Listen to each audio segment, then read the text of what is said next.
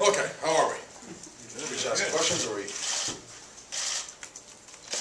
You know, I guess we'll start off with, to me, this season, I think the season's got a bright future. We got some young guys, especially for me up front, is not young guys, but there's a lot of new guys. I was replacing 3. So it's good, you know, to me, but I think we had a great spring and a great summer for my kids up front leading into this fall, and now it's their chance and opportunity to produce, which is going to be in the nature of, you know, Martinez Rankin, who hasn't played, who's slated to be in the starter right now, you know, him. Devin Desper has played and started, Jamal has started, and Justin Senior started, so now coming in too. Deion Calhoun played a lot last season, is going to be in a starting role going into, obviously, fall camp, just where we left it in the spring. And Elton Jenkins is really the one that's going to rotate the tackle position with Justin Senior and Martinez, which is a great quality to have the 3 guys that can go play. Same thing inside, Darrell Williams, Michael Story are 2 other guys that are back up that are playing. Jock Johnson's really played at center, played a lot in spring and tackle, so he's another versatile guy for me. Harrison Boone played a bunch of kind of the same way. In terms of playing center, in terms of playing tackle, so we did both all spring. In spring scrimmages, played at center, so there's a lot of versatility, which has always been my thing, and to me with kids, starters are going to be starters. Once you're a backup, you got to be able to play 2 positions, because you don't got 1 position, so to me, you're always going to have guys that are versatile. Which I'm looking forward to those guys, you know, really developing in this summer they did, and developing through camp to see where they stand in terms of getting in that starting role. And like I've told every kid walking to camp, no one has a starting job till September 1st. So to me, it's your job to earn can, move yourself around the depth chart through camp.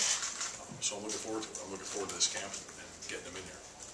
Questions? You talked a lot about, in the spring, you talked about, you had some inexperienced depth guys and getting them reps. Talk about a little bit about Michael Story and Ronald Cochran and how they kind of fit into that or working towards that depth. Well, I think it's the same thing with Michael. He's probably been in the guard position where he'll stay, and it's going to be the same thing. Where can he fit into? Like I told him, you got to go compete with Deion. You got to go compete with Devin to get a starting job, and then where do you stand after that? Where with him and for him with Michael is going to be, you know, how far do you get up the depth chart? Ronald Cochran's one where he's done both guard and tackle. You know, again, where does he fit? Where can he be a backup? I've always talked about the 5 starters, and then 8 guys, getting 8 guys ready, and then 9, 10 after that. To me, I'd love to have 10 that can go play. You know, getting 10 ready for a game every week is ideal, but 8 have to play, which is 3 tackles, 3 guards, 2 centers, and then a 3rd center, which is somewhere, which again is Harrison, Jock, or those guys. But I think it's the same, and then Ronald is the same thing. Where's he going to fit? Where does he feel? Where can I find success with him, and where do you need him?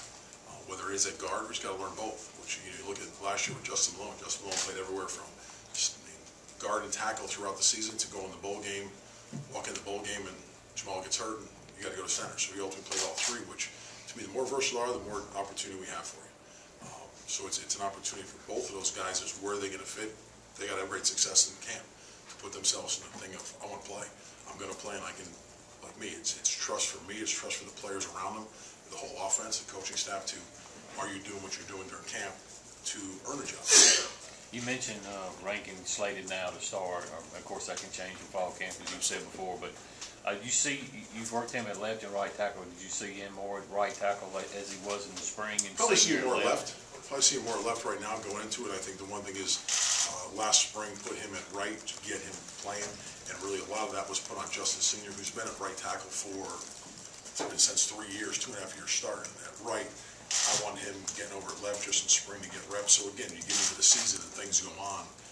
It's not just Elton and Martinez switching. It's all 3 that are able to play both if they have to, but now hone in, coming into camp, hone into 1 position to go play.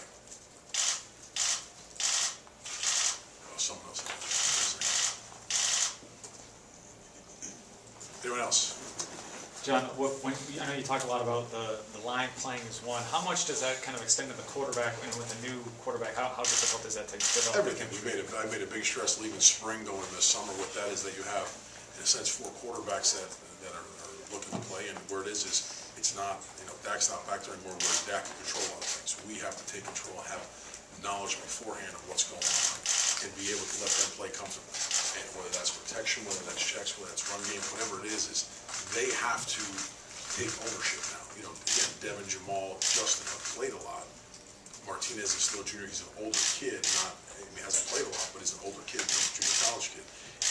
We have a little more seniority than the 4 that are sitting back there. So we have to make their job easier, comfortable, in terms of protections, in terms of checks, in terms of what we do offensively, that they can have success and let them play the way they're fundamentally play, than it is worrying about what's going on over there. Because again, young kids predominantly have that worrying about everything.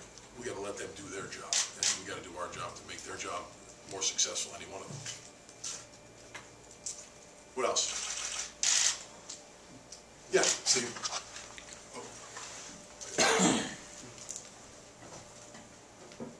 Coach Elton Jenkins last year down the stretch appeared to play pretty well for you. What did you see from him, and what gains has he made over the spring? The one thing with Elton's very athletic. He's an athletic kid, understands the offense, and I think like anything, where he was, as a redshirt freshman last year, thrown into playing, and really did play both sides. Was successful doing it. Again, for him, and his offseason, spring, and summer was really for him now to come in and get that starting job. And that to me is always a lot of maturity of, I should be playing because I'm getting older. It's got nothing to do with it. It's earning the job to be consistent in everything he does. That he's not, well, it's me, it's 5 guys. Everything I work for is 5. Okay, everything, how I do things is 5 guys. It's not 1 guy, because 4 guys can have great blocks, 1 doesn't. We're all to blame. So I think part of that is just being with communication, being successful with the guy next to you, whether it's a freshman, whether it's an older guy. Where's your communication step up to be a leader of my group, one of the leaders of my group? And I think that's where, to me, as a redshirt freshman, him and Dion are kind of this, we're in the same boat, was they're playing because they're thrown in there. And they were successful in a lot of ways, did a lot of good things, did things that they had to correct. And I think that's, and the incorrect things they did were more immaturity than they were ability. And that's, to me, is growing up as part of that. In the spring, I think they both had great springs. You know, and that's why I say, he's Elton, I guess, you walk out and feel like I put 2 tackles out there. You know, and like I told Elton, I have 3 tackles. And it's really, to me, those 3 tackles are going to be a battle during camp of, by practice, every rep they take is going to be graded, every rep they take is going to be evaluated. Come September 1st, I couldn't tell you who it would be.